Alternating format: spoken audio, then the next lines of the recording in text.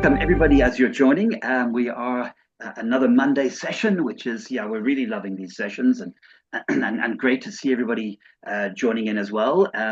We have Liz with us this morning, and she's all the way from the UK. It's some ungodly hour there this morning, but look how fresh she is, Liz Hardwick. And Liz, Liz talks about. I made some notes, but I mean, gosh, I could keep you here all morning with the introduction. It's but let's start with shorter weeks by cutting out distractions and building weekly rituals, which something I'm very fond of. Are those weekly rituals? You know, they're so productive and works well. But over and above that, Liz has had nearly 20 years experience in the digital space. I didn't quite believe that. I had to research that and test that a lot more because, has digital been around with such intensity for this long? But, it has. Liz has been helping organizations grow new customers, nurture existing ones, and at the same time create high performing teams. All of this, excuse me, is music to the ears for most of our customers, I think. She's won all sorts of awards, which again would take too long to go through, but it's not surprising considering her experience in from running community radio stations, a few years back to speaker and training slots with the BBC now, and at the same time, being a staunch advocate for tech women in the workplace, which I think is really important. So I'm going to hand you straight over to Liz and let you take us away, Liz. And we're really looking forward to the session today. Oh, fabulous. Well, thanks so much for the intro, Paul. It's also great to see that you've done my, homework on me. Community radio is going back, like at least 25 years now. So well done for being part of that bit of an adventure down that history as well. It's always great to hear what people find of interest. So hello, everyone. Lovely to meet you all. Thanks so much for joining us either live today or on the replay. It's great to... I'm going to talk a lot about time today. It's great to see that you value your time to come and share this experience with me as well. So I'm going to take you on a little bit of a journey today. I have got some slides. I am going to ask you, if you're live, to pop some answers into the chat as we go. So I'm going to try and be interactive if you're up for it. And if you're watching the replay, just using this as a bit of a reflective tool as well. You'll think actually this is not only useful for your teams and ideas for your teams and your clients, but also for yourself as well. So there's lots of reasons why the topic can be really useful. So as Paul said, we're going to talk around removing distractions today. And we're going to focus on high performing teams, peak performance teams. There's within the peak performance teams, we've got productivity within ourselves, and then also productivity as working with other people within the team. So we're kind of coming at it from two different angles, but there's value for everyone at every stage, regardless of what level within a team you are as well. And some of these tools, I do talk about digital productivity a lot. That's very much my topic. You can use digital to help you with your productivity. Yes, it can be a distraction, and we'll go into that next, but it can also help you reclaim your time, energy, and focus. And we're going to give you a little bit of a taster of that today. So I'm going to start you off with a little question. On a scale of 1 to 10, 10 being, oh my God, awesome, how productive do you feel this week? Now, if you're with me live, it's Monday morning, most of us. So how productive are we feeling? I'd love you to pop into the chat for me a number. Now, this is a useful way of just checking in with ourselves as well. This could be, how productive do you feel this week? How productive do you feel at this part in the day? Oh, we've got lots of high numbers there. Beautiful. Yes. We're at the start of our week.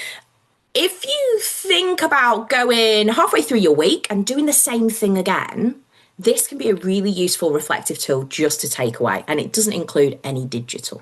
So lovely. Oh, lots of numbers. Mercy, you're on a 10. Love it. Well done. Smashing the week already.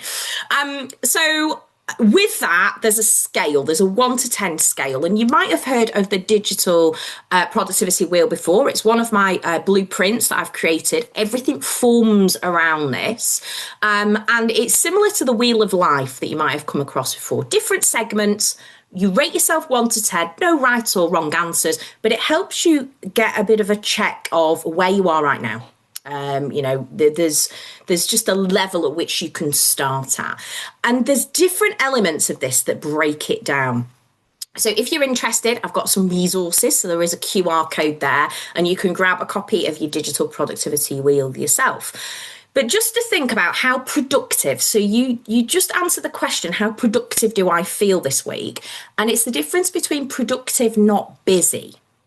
And busy is where we can be feeling like we're doing a lot of things, but not ticking off the things that are important to us. So it's that high value tasks, those high importance elements of things. So if you ever think, right, okay, I could be more productive or my team could be more productive, it's useful to break it down and try and figure out what section, what segment of my wheel might be the element that needs a bit of improvement. So we've got time management, energy management, focus management. We'll talk a little bit about those in our short time together today. But then also we think about work-life balance, prioritizing tasks and activities, routines and habits, which we'll touch on very briefly today, managing digital files, folders and systems. That's being able to find that particular document when someone goes, can you just resend me that email? Can you find it really easily? And then managing digital comms. So we don't just have email inboxes these days, we have multiple inboxes that we're over. So can you easily manage and keep on top of those things? So that gives you an idea of where all of the different sessions or the talks that I deliver can slot into. So we can do overall kind of tasters of things that you're going to get today, or we could break that down and have a session on everything. At the moment, teams are really interested in the time management aspect. Time management is a phrase that's been around for 50 to 80 years in the business world, and it seems to have become a new hot topic. So if we haven't met before, I know Paul gave me a little bit of an intro there. I love to travel. I love to go around the world working in person and online for events and clients like yourselves. And I also want to share a little bit about what I do. I do have 3 businesses. I do volunteer on 5 boards. And I'm not sharing this to be big-headed, but I'm sharing it to help you understand that I do a lot of things. So in my journey, on my productivity journey, I've had to harness productivity skills and digital productivity to be more productive, to get more things done. If you've ever heard the phrase, ask a busy person, then that's kind of where I'm at. I also enable that I generally work a 4-day work week and work 10 months of the year as well. And I love French press coffee and yoga. So if we can connect on a deeper level, that's kind of my personal interests as well. So what does the pie represent? So this is a time concept called the Pareto principle that you might have heard before. It's where 80% of your results come from 20% of your actions. So if we think that 20% chunk there, that slice of pie, is actually getting stuff done, actually the high value activities that you're ticking off your to-do list when you're super productive, what is the rest of our time being spent doing? And that's generally the 80% is procrastination or distractions, which we're going to mention, or not delegating when you have the ability to. Now, you find this in larger teams where people aren't delegating to the right people because maybe there's a lack of communication skills. So that's where all the topics slot in nicely. So what activities are in your 20%? If you said, right, I want to get my 20% done, what would that be? So that can be a reflective kind of activity for yourselves, or it can be something that you share in the chat if you want to as well. So I'd love to share with you a story about Lydia. So Lydia is a project management team lead in a change management organisation, one of our clients, and she was really struggling with the time management piece. So her team used to be in person in an office, quite a large office, around 80 people in their organisation. COVID happened, they all went online, and then now they've got a multiple hybrid working scenario. And what they were finding is they're struggling to keep the time management because they were forever distracting each other. So someone would be in the zone, working away, typing on the computer, and I call it the can you just of the world. Liz, have you got 5 minutes? Can you just do this for me? And breaking the focus. So not only the time management, the focus management as well. Now, Lydia's favourite, and they're still doing this today, they're using the process called Pomodoro. Now, if you've ever done any time management stuff before, you will have heard of this already. It is a kind of iconic productivity process. It was created by Francis Cirillo in the 1980s. And the concept being his traditional way of doing it is 25-minute timer, no distractions, 5-minute rest time, and then repeat that 4 times. Now, for Lydia and her team, when they were in the office, they actually did a collective Pomodoro time slot together, had their break together, and did that again. So they had a couple of mornings a week where they would focus and use that productivity technique inside the office to use that to help with the time management and focus.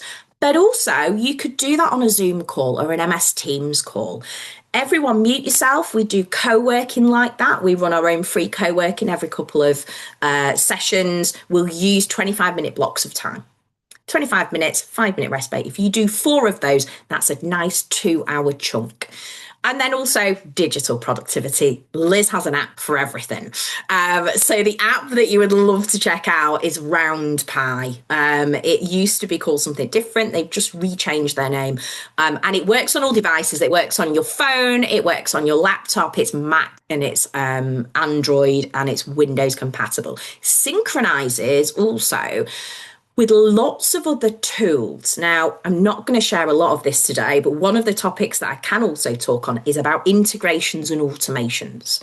And this is where we're harnessing technologies to speed up some of those processes. So that image on the left-hand side is saying, right, well, if you're using a Pomodoro tool, you can also have it link with something like Evernote for your notes, Todoist for your task management, Asana, Trello for your project management boards that your teams might be working on. It also works with lots of other Microsoft softwares as well. So if you're in the Microsoft environment, that can work for you. So what activities could take one Pomodoro of 25-minute chunks of time? Most of us humans underestimate how much time a task will take. So trying to chunk your time up and think, oh, how much is this going to take to do this task? Actually, the practice of that, the habit of that, really will help you understand how much an activity, especially if you're repetitive activities each week, how much time it actually takes. And being able to better understand how much time each activity takes, you can allocate the right amount of time where you might not be giving yourself enough time where you need to. So that's one to have a think about as well. We spend an average of 11 hours per week managing and organising our emails. It's no surprise, is it really? We are constantly in our emails. Hina is an award-winning journalist. She's one of my coaching clients that I work with. And she's actually been able to narrow down the time slots where she actually does her emails in. So for her, emails is very important in the morning. She's getting her news articles in, what's happened overnight, what does she want to sort of take on for the day. And for that, she then chunks up her time. She says, right, I'm going to do 1 hour of emails in the morning and 1 hour in the afternoon. And segmenting that time has just enabled us to get so much more done because she's not sat with her inbox open. Once she's decided what her news articles are going to be for the day, she shuts down her emails and she focuses on that. So the distraction might be those notifications that are coming in all the time. Even if you don't open that notification of that email that's just popped up, it can take up to 36 minutes to refocus on the task in hand. So if you just switch off or close down your emails or your Teams notifications for even just 25 minutes, you might find that you can really refocus and get more stuff done because you're not getting distracted by those notifications. Performing strategic work during peak energy hours increases productivity by 30%. So I want to introduce you to Chris. He's a senior paramedic manager in the Northwest Ambulance Service in the UK. So it's England's health service. And he manages a lot of people, probably about 1,000 people at any one time. He's managing timescales and supervisions. And for him, it was about trying to arrange meetings that were best opportunities for them at the right time. These are people that work very long hours. They also do night shifts, day shifts. They're forever switching. So to try and pin them down in the best time slot for them, we introduced chronotypes. Now, you might not have come across this before. This is reasonably new to people. And chronotypes was created, or the concept was coined by Dr. Michael Breus. There's a book called The Power of When. And he says that you are one of four people. So you might have heard the early birds or the night owls of the world. This is psychologically and science backed. You are one of four people. And you can check out the powerofwhenquiz.com in your own time. It will figure out which one you are if you don't know already. But starting to think about your teams, if you can better understand when your team's peak performance slot is, if say, right, okay, we need to have a team with 10 people. If you knew that those 10 people were at their optimal between 7 a.m. and 12 p.m., doesn't it make sense that you would then allocate that time for a meeting if you have the ability to? So to better understand your teams, try and understand their chronotype, which is their peak performance energy levels. Also, if you're trying to really do your optimal work, so I'm a bear, 10 till 2 is my absolute optimal time. So 10 a.m. is perfect for me. So what I don't want to do is do the low energy tasks. So I don't want to do my emails at my peak performance time. So even just thinking about when are the right tasks and when is the right time to do it for me might be completely different for you based on your chronotype. And it all comes back to sleep patterns. You are one biologically. You might be cramming yourself into one particular work schedule. So Chris's team were daytime evenings. They were continuously forcing themselves into different routines. But that element was important to understand how their teams can perform at their best if they want to try and arrange meetings or training. So they do a lot of physical training. So when is the best time to do that based on the people that they want to invite? So translating this into the corporate world, for example, if you've got a team of 10, 20 people, if you can get them all to do this quiz or, have a conversation about when do we think is the best time, the best optimal peak performance time to have this meeting or do this project launch, then if that actually makes sense that the majority of you are at a certain time slot, let's try and do that if we can. Obviously, it's not always possible, but when you're setting up a new series of meetings, this isn't something that people necessarily think about. It's just like, right, we've always had a meeting at 9 a.m. We'll have it at 9 a.m. because that works best for everyone. But does it? Okay. So having to reflect on that, what are your peak productivity hours? You'll have a natural tendency to say, I know I can get stuff done easier and quicker at this time slot. For me, I'm a bear. I dwindle off towards the end of the day. Try and get me to do something at 5 p.m. in the evening is not my optimal time to do things. And I know that now. So I try and schedule my dates accordingly. And a final element to share with you today, utilizing CRM automation. Automation integrations is a big part in being able to increase your productivity. Now, this is an element of the lead conversion for this particular stat. But yeah, absolutely. If you've got any questions, we will move to those in a minute. I want to introduce you to this lovely team. This is the Executive PA Network in Geneva. I worked with them at the start of this year, and they were really keen on automation. These people are really super productive already. They're managing 10 people's inboxes and everyone's calendars and the execs of the teams that you're potentially working with.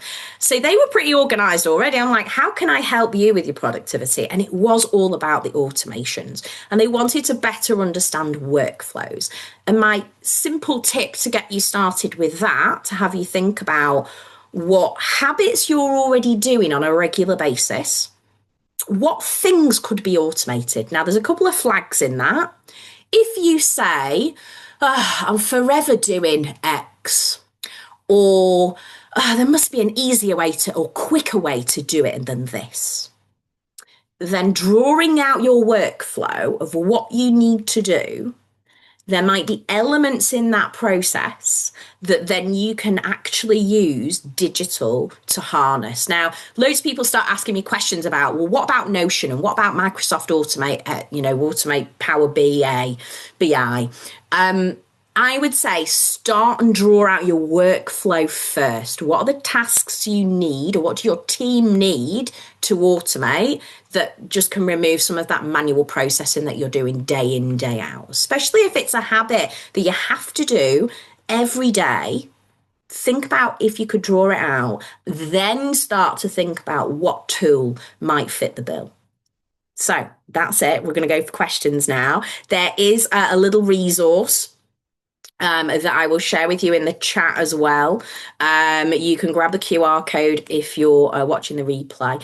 And then, we'll move to questions. In the little bundle I've shared with you, there's a little tip, 10 minutes on AI and AI tools to speed up productivity. There's also an example of my in-person keynote if you want to check that out. And the wheel, of course, if you want to try do that yourself. So I think we're going to go to questions now. Clive's already got one in the chat. Thank you. And let's go there. Fabulous. All right. Thanks very much. Clive, the one thing that many of us struggle with is consistency. How to remain consistent and to stick to your productivity plan. Is it merely about discipline? It takes one thing to throw me off at times. So, Clive, great pointer. I would suggest a couple of things. Accountability is a really good key to this. Now, it could work a couple of ways. It could be that if you've got an accountability buddy that you want to kind of partner up. So I've got 2 accountability buddies at the moment for different things. And we just check in on WhatsApp or Slack or Teams and just go, hey, how are you going today? What's your plan for today? And then be able to check in. So you might want to do that a couple of times a week or, just at the start and the end. That could work really well, especially if there's someone in your world who would also appreciate the similar accountability. So it might be different things, might even be different teams. But that's a really nice way to just simply get started.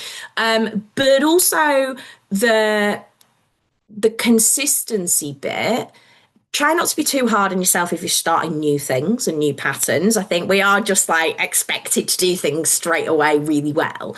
But also have a think about how that Pomodoro technique might work. So if you're struggling and you get to a point in the week or the day where you're just like, oh God, I'm not getting anything done, I'm stressing out about it, and then just say, I'm going to do 10 minutes or I'm going to do 25 minutes. Try and just start. Starting is the hardest bit of that habit forming piece. That TimePie app I mentioned, the beauty of that one, and one of the reasons I've probably tested about 20 different Pomodoro apps before I've picked one that I'm really happy with. So I'm really happy to recommend that one because you can edit the timings. So where it said 25 minutes on my screenshot, you can change it to just 10 minutes or just put a timer on your phone and go, do you know what? I'm having a really bad day. 10 minutes to focus. Or if you're not getting anywhere and you really are struggling, step back, go and make yourself a coffee and then come back into it. Those breaks are really important. And a lot of people that say, I'm too busy for a break, Liz, I'm too busy for lunch, I've not got time, they're the people that generally need it the most. So make sure you use those breaks intelligently. I've got a program called the 7-Day Focus Formula, which goes into that. One of those elements on that is the kind of the intelligent breaks. Just do 10 minutes. Step away from the space that you're in. Change of environment can work wonders. Brilliant. You've already partnered up with Melissa as well. Love it. Yeah, perfect. Love that. Oh, Melissa's giving you hearts as well. Love it, love it, love it. Mercy, downgrading myself to a 7. Oh, now I understand the difference between busy and productive. Mercy, thanks for sharing. That's really great. And that's really being honest. And what's the best way to introduce digital productivity tools in teams that are already feeling change fatigued? Oh, yes, it's a big one, isn't it? So I would highly recommend you ask the team first, because if you can bring the team along with you as part of that change journey, you're absolutely right. They're probably sick and tired of tech changing all the time. You know, MS Teams in itself is changing week on week. Just ask them first. Do you think this would be helpful? I would suggest, rather than it being about the tool to start off with, maybe try one of those Pomodoro sort of co-working. So we call it co-working, and we work with that Pomodoro style.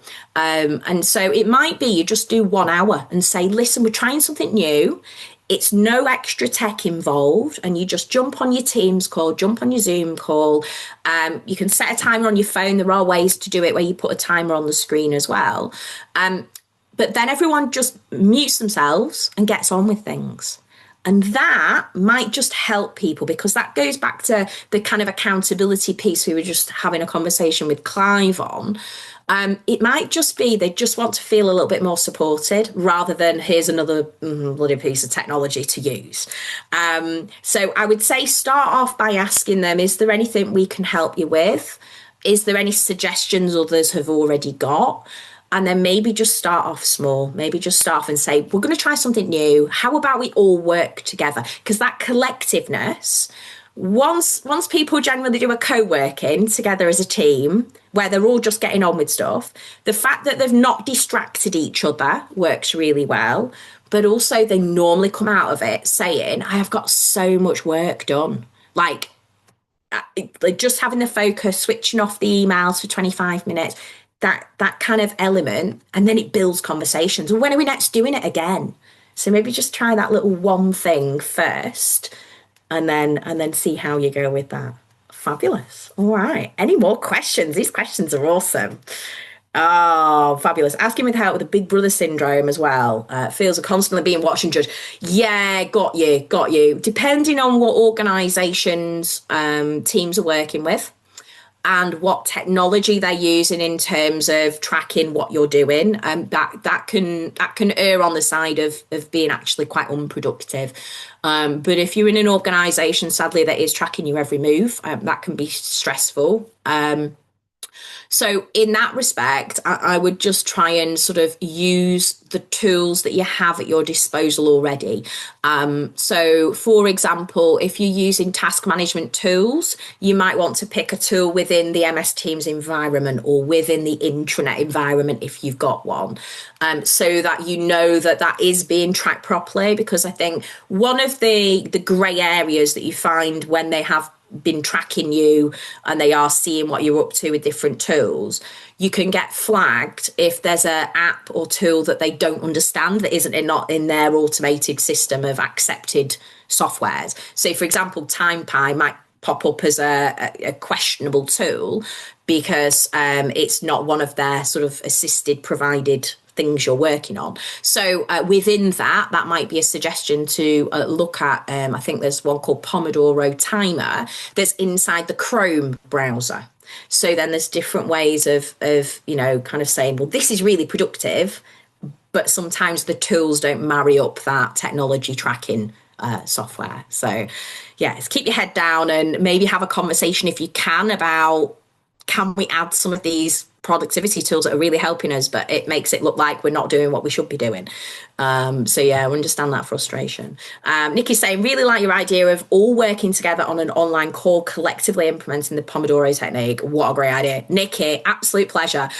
Share it, ripple effect it. It's so simple. But you know, especially if we're feeling like if the team is remote or hybrid, a lot of the time you're working in kind of silos, you might be pinging messages back and forwards with each other. But actually being on a call and going, oh, like Liz looks like she's being really productive. Maybe I should be productive too. And the key is if you can keep your camera on. So people are like, oh, what's Liz doing? Oh, Liz looks like she's reading her emails. And there's that initial like voyeur style thing to it. And then you're like, oh, right, yeah, I better get on with stuff.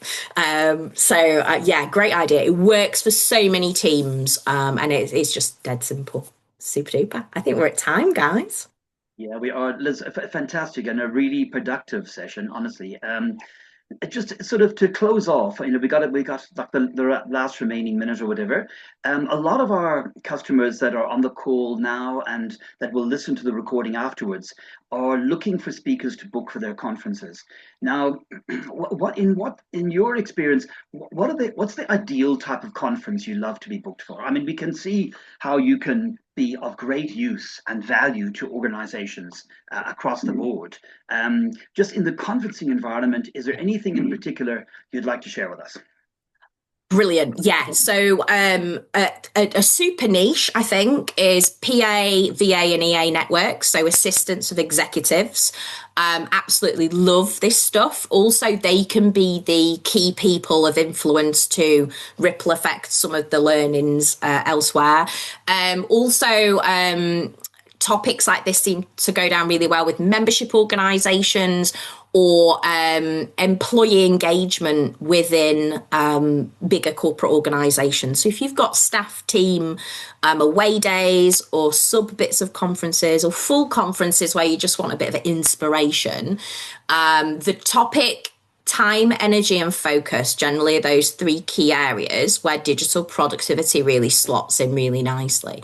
And then any support groups. So where there's a group that's sort of a subsection of a larger organization where they're really struggling to do something extra on top of their role, they really value the productivity techniques as well. But really, it's a catch-all. I can bespoke it for whoever the audience is. The topic will still obviously be similar, but the case studies and the examples we can obviously craft to the audience that are specifically in the room.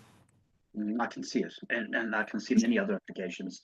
Liz, thank you. I'm gonna hand it over to Kathy now to close us off. Really lovely seeing you today. Appreciate it. Thank you so much, Liz. That was very, very insightful. And I think it is going to take time for us to actually implement it because it does have to become a habit at the end of the day. And yeah, we just need to focus and make sure we do it because working in silos is so easy to do, especially when we're all working from home. So it can be tricky, definitely.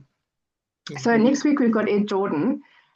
He's one of our also long-standing speakers in our stable. And he's a master of communicators, influential, inspirational speaker.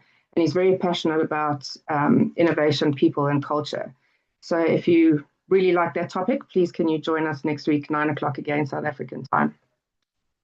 Thanks, everybody.